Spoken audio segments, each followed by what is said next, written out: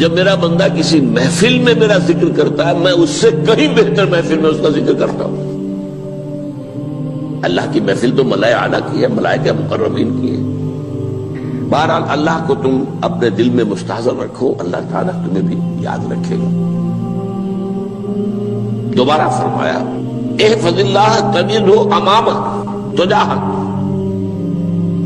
اللہ کو یاد رکھو تو اپنے سامنے موجود پاؤ گے، جب چاہو دعا کرو تو احفظ اللہ تجدہ امامک یا تجاہک، اپنے سامنے موجود پاؤ گے۔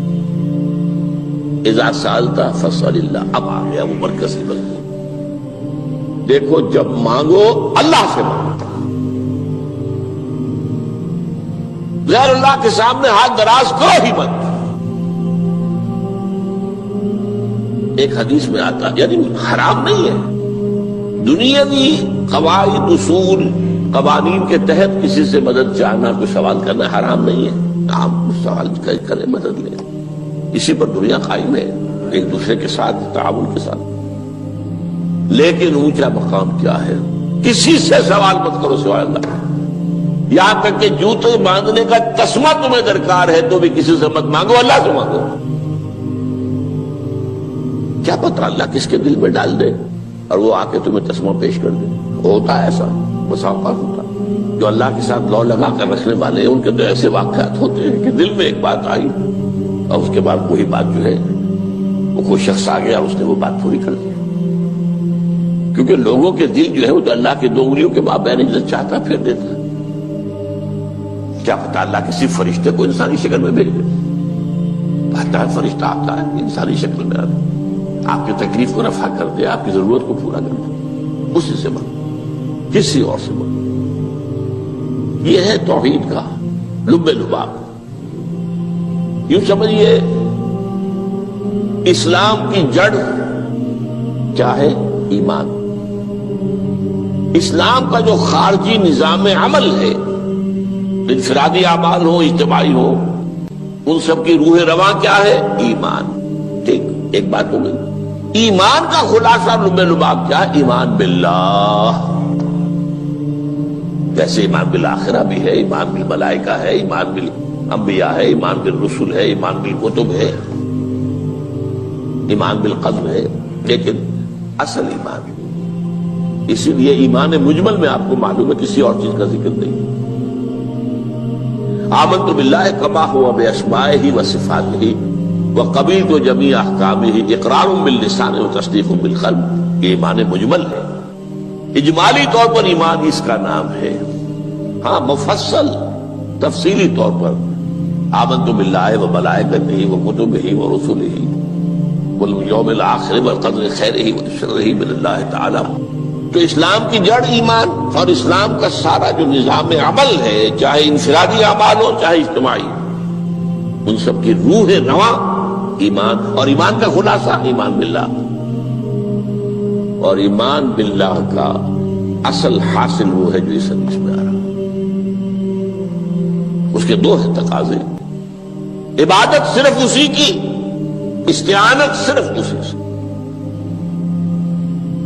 اس لیے میں نے سورہ فاتحہ کا تذکرہ شروع میں کیا، یہ عبادت کا جوہر ہے، عبادت کا جو ہے یہ ایمان کا حاصل، عبادت صرف اس کی ہے اور استعانت صرف اس سے۔ استعانت ہی میں سوال بھی آ گیا، یہ بھی مدد ہے۔ آپ کسی سے کچھ مدد مالی چاہ رہے ہیں یا کوئی اور مدد چاہتے ہیں، کسی کام میں مدد چاہتے ہیں، جیسے میں نے کہا تھا کہ سفارش کرانا چاہتے ہیں، یہ بھی مدد ہے۔ وَإِذَا اسْتَعَنْتَ فَاسْتَعِنْ بِاللَّهِ، اور جب مدد مانگو صرف اللہ سے مانگو۔ اور وہ سارے الفاظ یاد کر لیے، استدعاء، استعانت، استغاثہ، یہ جو غوث اعظم سے استغاثہ کیا جاتا ہے تو شرک ہے۔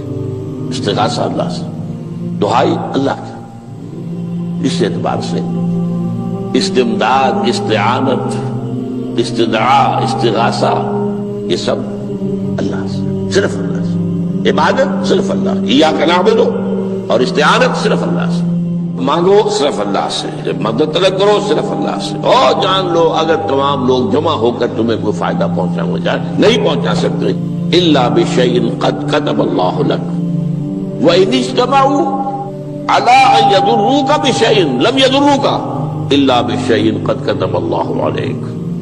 اگر سب مل کر چاہیں تمہیں کوئی نقصان پہنچا دے نہیں پہنچا سکتے مگر وہی کچھ جو اللہ نے تمہارے لیے لکھ دیا.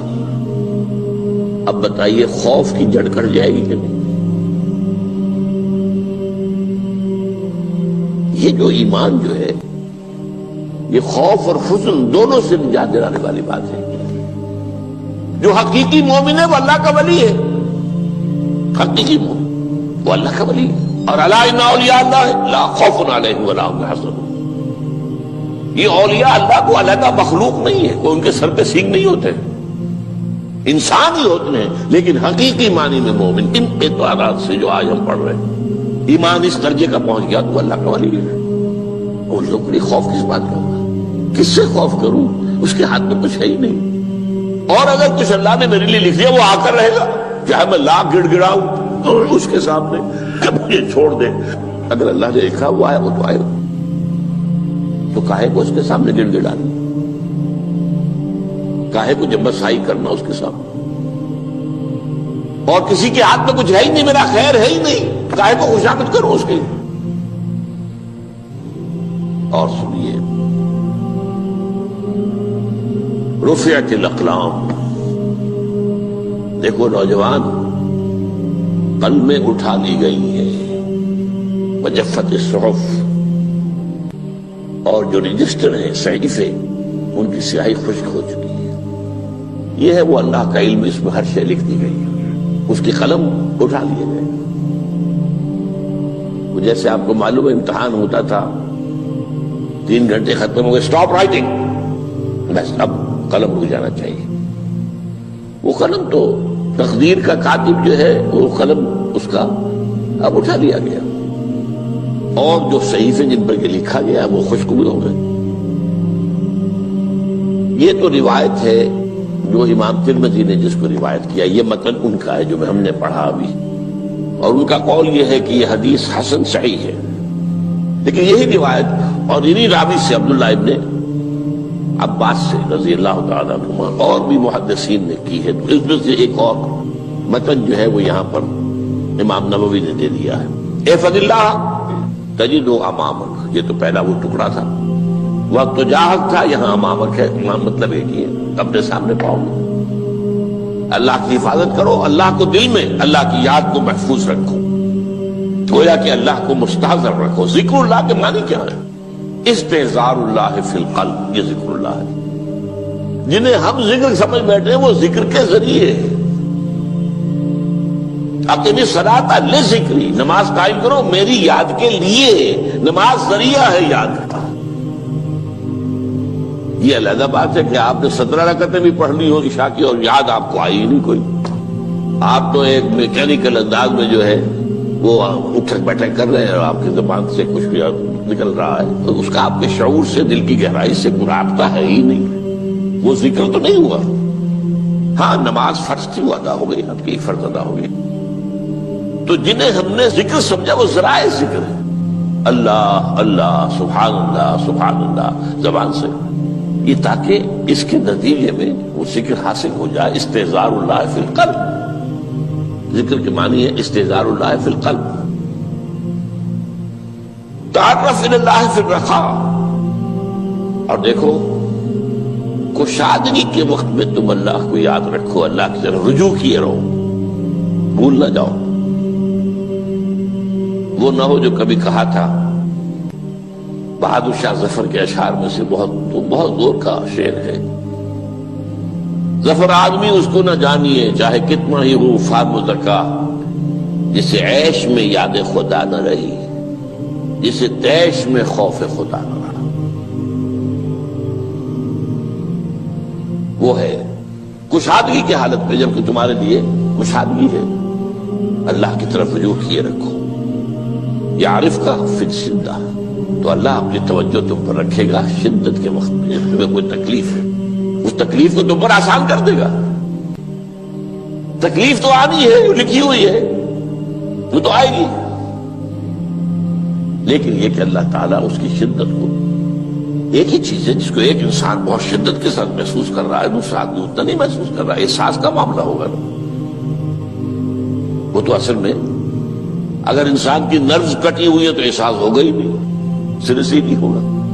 تو اس اعتبار سے اللہ تعالیٰ تمہارے لیے وہ شدت کی کمی کر دے گا۔ وَاعْلَمْ أَنَّمَا أَخْطَأَكَ لَمْ يَكُنْ لِيُصِيبَكَ، اور جان لو جو چیز تم سے چھوٹ گئی ہے، رہ گئی ہے، وہ ہرگز تمہیں ملنے والی نہیں تھی۔ اب آپ نے کسی ملازمت کے لیے درخواست دی ہے، درخواستیں مانگی گئی ہیں، اپنی سی محنت کر لی، نہیں ملی ملازمت، اب آپ بیٹھے ہوئے افسوس میں، رنج میں، غم میں، فلاں نے یہ کر دیا، فلاں نے یہ کر دیا، وہ فلاں جو ہے بڑی تکڑی سفارش لے آیا تھا، فلاں نے رشوت دے دی۔ چھوڑو میں اس کو، وہ تمہارے لیے نہیں تھی۔ کاہے کو اپنے ذہن کے اندر یہ کھچڑی پکا رہے ہو بیٹھے ہوئے؟ خواہ آپ شاید سوء ظن میں بھی مبتلا ہو رہے ہو، کسی نے نہ رشوت دی اور آپ سمجھتے ہو کہ رشوت دی ہے اس نے۔ یہ ساری چیزیں جو ساری سیئات، ان کی جڑ کٹ جائے گی۔ وَاعْلَمْ أَنَّمَا أَخْطَأَكَ لَمْ يَكُنْ لِيُصِيبَكَ وَمَا أَصَابَكَ، اور جو چیز تم پر آ گئی، لَمْ يَكُنْ لِيُخْطِئَكَ، ہو ہی نہیں سکتا تھا کہ وہ تم پر نہ۔ یہ کر لیتا تو ہو جاتا، شاید یہ کر لیتا، میں نے ٹیکا پہلے لگوا دیا ہوتا تو یہ بات نہ ہوتی۔ بھائی وہ جو ہونا تھا وہ ہونا تھا۔ اب یہ وہ چیز ہے جس سے انسان میں کیفیت پیدا ہوتی، تسلیم و رضا۔ ہم بھی تسلیم کی خو ڈالیں گے، بے نیازی تیری عادت ہی صحیح، اے اللہ جو تو نے چاہا مجھے قبول ہے۔ اسی لیے میں نے آپ کو آیتیں سنائی سورہ تغابن کی، ما اصاب من مصیبت الا باذن اللہ، کوئی مصیبت نہیں آتی مگر اللہ کے اذن سے۔ وَمَن یؤمن باللہ یہد قلبہ، جو اللہ پر ایمان رکھتا ہو اللہ اس کے دل کو ہدایت دے دیتا ہے۔ ہدایت کس بات کی؟ تسلیم و رضا۔ سر دوستاں سلامت کے تو خنجر آزمائی، نہ شبد نصیب دشمن کے شبد ہلا کے تیغت، اے اللہ تیری طرف سے ہے، مجھے قبول ہے، اور بظاہر مجھے تکلیف ہو رہی ہے لیکن یقیناً اس میں میرا کوئی خیر ہے۔ بیدک الخیر، تیرے ہاتھ میں تو خیر ہی خیر ہے، جو بھی تیری طرف سے آئے۔ سر تسلیم خم ہے جو مزاج یاد میں آئے۔ اور یہ مضمون جو ہے زیادہ بڑے پیمانے پر سورہ حدید میں آیا ہے۔ ما اصاب من مصیبت فی الارض ولا فی انفسکم الا فی کتاب من قبل ان نبرأہا، کوئی مصیبت نہیں آتی نہ تمہاری جانوں میں نہ زمین میں زلزلہ آ جانا، سیلاب آ جانا، کچھ اور زمین کا دھنس جانا، یا یہ ہے کہ تمہاری جانوں میں کوئی بخار ہو گیا، کوئی اور تکلیف ہو گئی، اچانک معلوم ہوا کہ انسان کو کینسر ہے اور کینسر بھی اب 3rd سٹیج کو پہنچ چکا ہے۔ لیکن جو بھی آیا ہے وہ اللہ کے علم کی کتاب میں پہلے سے لکھا ہوا ہے، فی کتاب من قبل ان نبرأہا، یہ کتاب میں درج ہے اس سے پہلے کہ ہم اسے ظاہر کریں۔ اس کا نتیجہ کیا نکلنا چاہیے؟ لیکن لا تأسوا علی ما فاتکم ولا تفرحوا بما آتاکم، افسوس نہ کیا کرو جو تم سے جاتا رہے، چھوٹ جائے، کوئی عزیز فوت ہو گیا، کوئی موقع ہاتھ سے نکل گیا، ارے بھائی میں چوک گیا، بڑا موقع تھا، اب اس پر افسوس کر رہے ہیں۔ نہیں، جو چیز لیکن لا تأسوا علی ما فاتک ولا تفرحوا بما آتاک، جو اللہ تمہیں دے دے اس پر اتراؤ مت۔ وما اصابک لم یکن لیخطئک واعلم ان النصر مع الصبر، اور جان لو اللہ کی مدد صبر کے ساتھ آتی ہے، جو آئے اس کی طرف سے جھیلو، زبان پر کلمہ شکوہ اور شکایت نہ آئے، اللہ سے شکایت نہ آئے، تسلیم و رضا، جو تیری رضا ہے۔ تیری صحت ہمیں منظور ہے لیکن اس کو، مولانا محمد علی جوہر ایک مرتبہ جیل میں گئے، ایک بیٹی بیمار ہوئی، فوت ہو گئی، اس کے بعد دوسری مرتبہ پھر جیل میں گئے، دوسری بیٹی کو وہی بیماری ہوئی، جیل میں اطلاع ملی کہ بیٹی کو یہ بیماری ہو گئی ہے، تو خط لکھا اشعار کی شکل میں، کا آخری شعر یہ ہے، تیری صحت ہمیں منظور ہے لیکن اس کو نہیں منظور تو پھر ہم کو بھی منظور۔ ہم تو چاہتے ہیں میں بیٹی کے تجھے شفا ہو جائے، اسے منظور نہیں تو پھر ہمیں ہی بتا۔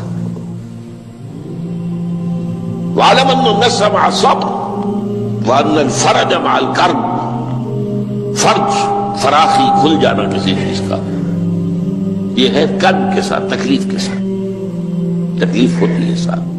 اللہ نے قانون بنایا ہے دنیا کا۔ اب آپ اندازہ کیجئے بچے کی ولادت میں ماں کو کتنی تکلیف اٹھانی پڑتی ہے۔ آج کل تو فیشن ہو گیا ہے، سیدھے سیدھے جاؤ آپریشن کراؤ تکلیف سے بچ جاؤ، لیکن یہ ہے کہ یہ بھی آپ کے علم میں ہوگا وہ ساری تکلیف جیسے ہی بچے کو لا کر ماں کے برابر لٹایا ہے ساری تکلیف ختم، پھر جو راحت اسے میسر آتی ہے۔ ان الفرج مع الکرب وان مع العسر یسرا، اسی لیے میں نے وہ آیتیں بھی پڑھی تھی، ان مع العسر یسرا ان مع العسر یسرا۔ اس دنیا میں یہ اللہ نے نظام بنایا ہے، سختیاں جھیلنی ہی ہوں گی۔ لقد خلقنا الانسان فی کبد، ہم نے انسان کو پیدا کیا مشقت کے اندر، مشقت تو کرنی پڑے گی۔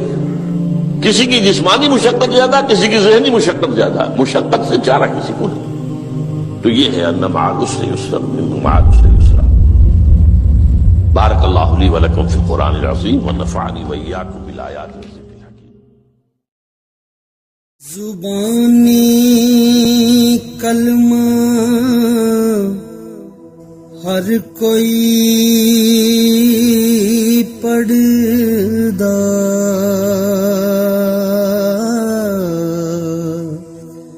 تے دل دا پڑھدا کو